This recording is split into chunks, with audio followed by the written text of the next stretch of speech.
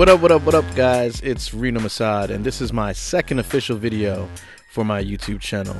The title of this one is pretty self-explanatory. This is a time lapse with a Q&A, and I asked you guys questions on my Instagram page, which is also known as @RenoMsad, and you guys submitted some awesome questions, so I'm going to start answering them as we watch me work on this Jason Friday the 13th piece. So here we go. This question comes from @Television, and they ask, at what age did you start drawing? To answer that question, I want to say it was about 5 years old. At least that's the earliest I can remember. And I'm in my 30s now, so I've been drawing quite a long time. And despite me drawing as long as I have, I feel like I still have so much to learn and grow. And I'm hoping that you continue to do the same. If you do draw, if you don't and you just like watching, that's cool too. But if you do draw, keep on drawing, keep on practicing, and it doesn't matter what age you start. You can be old, you can be young, doesn't matter. You can be an alien. Anyway, next question. The next question comes from @Mo_Lycyan_art, and they ask, how did you find your art style? And how did you get started as an artist? I'm going to answer the second part of your question first, and I'm going to say, pretty much, what I said in the last question, which was 5 years old. I pretty much started. I found a passion for art very young and really loved and enjoyed, illustrating and drawing. But I think, whatever age, it can be whatever age. If you're a little kid and you're like messing around with the macaroni and the glue and you're still doing it, or the crayons and the paper, or the acrylics, to canvas, any age, it doesn't matter. I think you can get started any time. But for me, to answer your question, for me, it was when I was 5 years old. I knew this is what I wanted to do, and that's what I was going to continue doing. In terms of the first part of your question, which was how did you find your style, I feel like I'm still finding my style now, and I think it's evolved and it's constantly evolving. I think that's the case with a lot of artists. For me, I was heavily influenced by Jim Lee video games, anime, Norm Brayfogle, Travis Charest, later Joe Mad, graffiti. I was a graffiti writer when I was younger. And I think all of that has shown its face in my artwork over time. I feel like at the moment right now, a lot of my work is very comic book heavy. But I tend to kind of go dip in and out of various styles. And I think in 2014, 15, I was really heavily into the cross-hatching because Travis Charest was doing it. And I think in 2017, I'm actually cutting down on it now. And I feel like I'm, at least in terms of the comics, finding my own unique style to a certain degree. I'm still working it out. I think, like I said, you're constantly evolving, you're constantly changing. Something I might suggest is if you're trying to find your style, I would think maybe look at the top 5 artists that you really truly love and admire, and start picking apart their artwork and bits and pieces of it anyway, and see how you can implement it into your own. Sometimes it happens naturally, sometimes it happens just by Frankensteining it together, but eventually over time you'll find that it comes naturally, and you'll find your style, man, in time, or woman. I think you're a man, Mo. But anyway, thanks for the question, and on to the next one.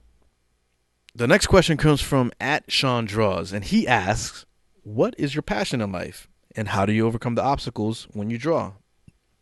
Okay, so my passion in life is drawing. It's drawing. If I didn't draw, I don't know what the fuck I'd do with myself, honestly. And that's right, profanity has ensued.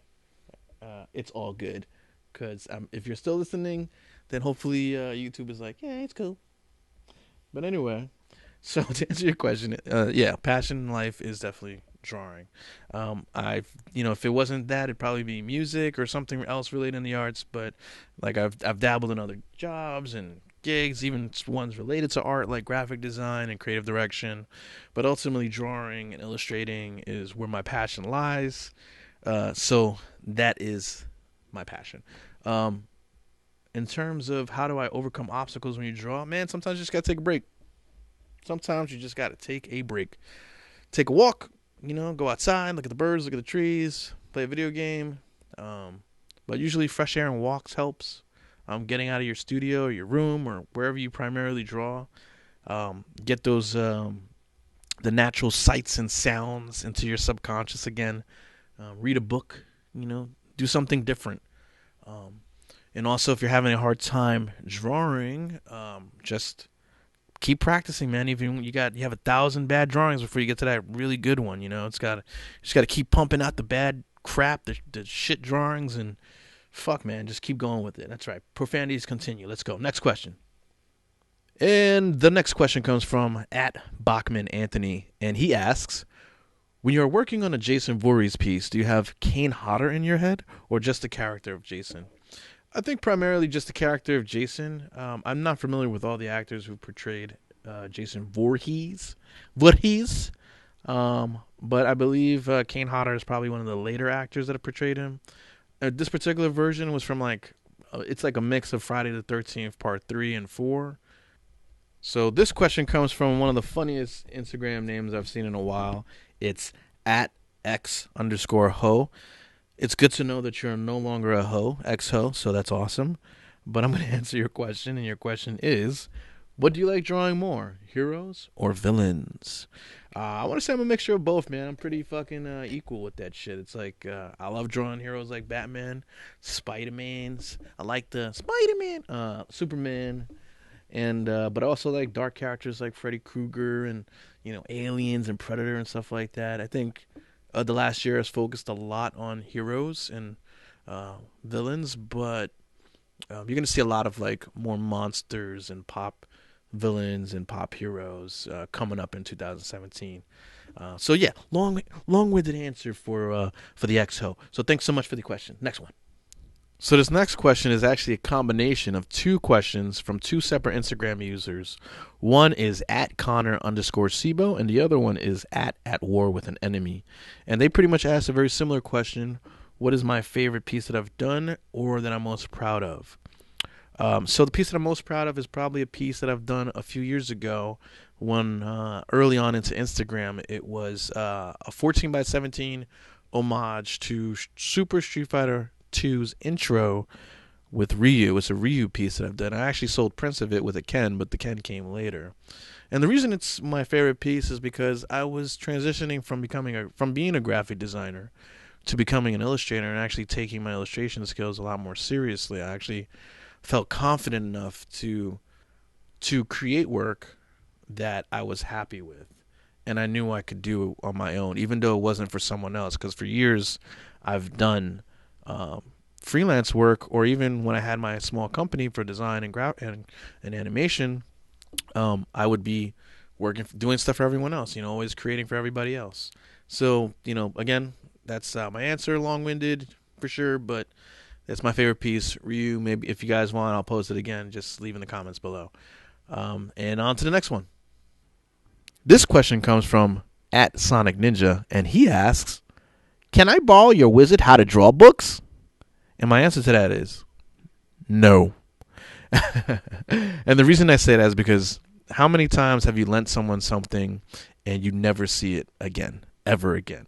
I'm sure I have tons of DVDs, movies, toys, and various family members, ex-friends, friends, houses, and they'll never be seen again. At least not in this life. Anyway, thanks for the question, Sonic. The answer is still no. This question comes from @Randy26Scheidler. He asks, do you have to deal with copyright issues when selling fan art? I'm going to say no at the moment. Thank the Lord.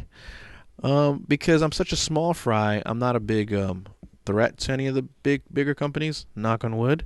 I think once you start merchandising stuff to the point where it's like you're selling a shit ton of t-shirts and posters and mugs and shit, and then you get on the radar of the big companies, and they're like, hey, this Reno Msad guy, he's making buku bucks. But again, I'm such a small fry, it'll cost them more money to hire a lawyer to sue me than it would to just give them the free publicity that I already do. So at the moment, no, and let's keep it that way. On to the next one.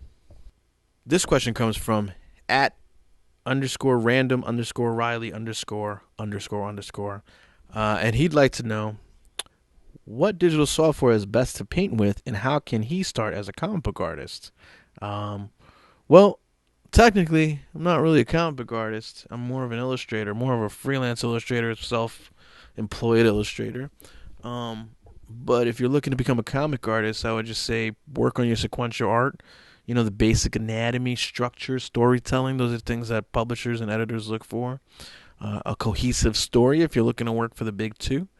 Uh, in terms of what digital software is best to paint with, I primarily use Adobe Photoshop. That's what I use. That's what I've been accustomed to for so many years. I know I've tried Painter, but Painter always lagged for me. I know that you can paint, I think to a certain degree in Clip Studio Paint, which used to be known as Manga Studio. I'm still learning how to use that program. Honestly, I haven't taken a lot of time to do it, but I'm sure it's pretty good. But right now, I'm pretty comfortable with Adobe Photoshop, so that's my go-to. And on to the next one. This question comes from at Big Daddy Jam Jam, and he asks, do you have like a rule of thumb for the placement of your cross-hatching, or do you just go with the flow? I'm going to say yes, I do have a rule. It's primarily the lighting. So if your light source is coming from the right, then you want to make sure your shadows are on the left, and that's where you would have the densest line work for the cross hatching. So you want to have less line work on the right if your light source is on the right, and you want to have it be really dense on the left if that's where the shadows are. So that's my basic rule of thumb. Every now and then I will be a little random with it. Because honestly, it just looks like a mess if you don't have a light source, and it looks like you don't know what you're doing. So yeah, that's my answer to that question. And it's on to the next one. And this question comes from Charles Wing 23, and he asks, do you plan on becoming an artist for DC or Marvel Comics someday? And my answer to that is possibly, maybe. I don't know. I'm pretty content where I'm at the moment, just being a freelance illustrator for myself, self-employed illustrator. I think eventually I'd like to work on some sequential comic book work for sure. If it happens that the path leads to a DC and a Marvel, then that's amazing. I mean, who doesn't want to work on Batman, X-Men, or Spider-Man? But at the moment, I'm pretty content. I'm not in a rush. There's a lot of artists out there clamoring for those books. I think if it happens, it happens. If it doesn't, it doesn't. As long as I get to do some comic book work of some kind, I'm pretty happy. And so, on to the next one. This question comes from at g.bass, and they ask, what helped you become so big on Instagram? And the answer to that is the magic pill. No, I'm just kidding. It's not the magic pill. That doesn't exist. Let it go, guys. It doesn't happen. I get this question a lot.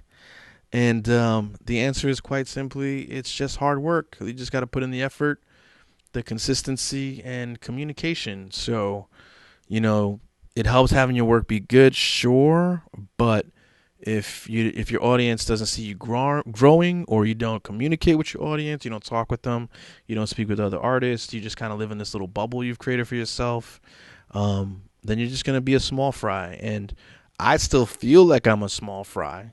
I know I have a large following on Instagram, but the percentage of people that like or purchase my art is much smaller than the numbers I have. So I think that's another thing to note is don't pay attention to the numbers. Just pay attention to the core of people that you communicate with and grow those guys. Have a deeper bond with your audience as opposed to just posting and thinking that the world is going to come flock to you and buy your shit and, admire your art. It doesn't work that way. You don't just post and magically you get 1 billion followers. So that's the short answer to a deep question. Anyway, on to the next one. Also, before we go on to the next question, I just want to add this extra little bonus tip. So I know I said it takes work to gain that audience ultimately. And some people may say, oh, I got to actually work to promote my art.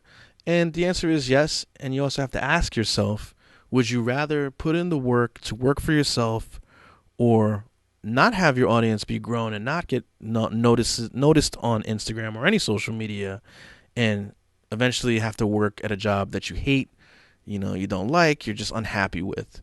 So yeah, it's work. no matter how you dice it, and at least it's for you. And on to the next question again. This next question is a simpler one, and I love it. It comes from Instagram user at Comics206, and he asks, what kinds of pens do you use? Got any preferred brands? Yeah, I do. I primarily, for my black inking, I like to use Sakura Micron Pigma pens. They come in various sizes. I particularly like the deep black inks that they give on Bristol paper, which is the paper that I primarily use also. But when it comes to my colored outline work, I like the Copic multiliner pens. I just like that they work really well with Copic markers. They don't really bleed. Even if you go over them a few times, it's still, the colors are very nice. It's actually a larger range of colors. Micron also has colored pens. Unfortunately, they're just not as wide variety, in my opinion, yet to Copics. And I don't know if they blend as well with the Copic markers. I'd have to do a little more experimentation. But for sure, those are the two brands, Micron and Copic. Thanks. This next question comes from at Brian Alexander, and he asks, any Suicide Squad Joker projects in the works? In all honesty, I had started 2 pieces, and I wasn't sure the audience response to the pieces. I think it was fairly good, but I think also the movie didn't do particularly well, so I was uncertain. The Harley Quinn prints actually took a little bit to sell as well. So ultimately, like, I put a pause on that, and overall, I'm also moving up in size for my series, my Versus series, and a lot of my prints for 2017. So I may go back to it and just rework the composition a little bit so it works in the new setup, the new square format that I've been working on. So I'm not gonna say no. I did like the look of that Joker, despite some of the cheesy tattoos, in my opinion. But overall, I thought he was a cool character, and I'll definitely do it. So on to the next one. This question comes from Mikey Barrel, and he asks, when I use markers on my Strathmore Bristol vellum paper, it bleeds from where I stopped. Do you know why it smudges like this? So I'm going to try to decipher this question. It sounds like maybe it's bleeding into the ink. Is that what you're saying? If that is what you're saying, it could be the type of ink you're using. I don't know what pens you're using to ink your stuff. If you're using Copic multiliners, Microns, or it could just be that your Copics are really wet, meaning there's a lot of ink in them, like oversaturated. Or it could be that you may be pressing too hard and going over it too many times. That usually can play a factor, those things. Since I don't know in particular and I can't actually see what you're doing, that's going to be my general answer to this. But hopefully that helped to some degree. And on to the next one. This question comes from at Lexus the Artiste, and they ask, what area of practice do you find most important when it comes to learning how to draw comics, cartoons, etc.? I think the answer for comics anyway is overall knowledge of storytelling. First and foremost, you want to be able to tell a story, right? It could be with stick figures, it can be with dolls or photographs. If you can't tell a story visually, then you're going to fail as a comic artist, because that is what makes comics so popular, telling a visual story. But in terms of being a good artist, it is good to have a well-rounded knowledge of perspective and anatomy, and also camera angles, being able to draw certain scenes in different angles and perspectives. All of that is going to help you become a way better illustrator for comic books. And the final question, which is a big boy, it's a multi-part question, which, guys, for the next Q&A, we're going to keep the questions to one per person and no two-parters, huh? I'm a one person. I can't answer too many questions. I get the brain farts. You'll hear in some of the outtakes, maybe. Anyway, as I continue, this question comes from at Ken210, and he asks, when do you plan on starting/completing your Tank Girl project? One question. Next question. Will you be filming progress videos of it? Third question. Who would be the number one artist you would like to collab with, and what character/theme/book would you work on? Oh, this is a deep one. Okay, so let's start with the top. When do I start? When do I plan on starting to completing a tank girl? So, man, anybody who's been following me for a long time knows that I'm supposed to do a tank girl for my homies at Your New York. They're two amazing artists that I've been promising a tank girl piece for a long time, and I've also said I was going to share it on Instagram. It's been a couple years now. And the reason I didn't do it is because I really wanted to do her justice, and I wanted to bless them with like a really dope version of Tank Girl. And I just didn't feel like I was up to task, but I digress. Anyway, she's coming this year. I feel more confident in my skills. Drawing women, getting back to my roots of just drawing crazy shit. So we'll be seeing her this year. In terms of the other question, your second question, will you be filming progress videos of it? Since you asked, sure, I'll do that. I think so. And the last part of your question is, who would be the number one artist you would like to collab with, and what character theme book would you work on? Which is this a doozy, this question. So who would be the number one artist you would like to collab with? Let me see. Let me think about that. That's a toughie. I think I think Action Hank Beard, aka Nuridur from Instagram. He's someone that we've both spoken about possibly collabing in the future. I think that'd be really dope. I know we wanted to have like a battle session going on, which a piece that we've been working on for a while, but we're both very busy. So that's one. Another artist maybe. Shit, man, that's a tough one.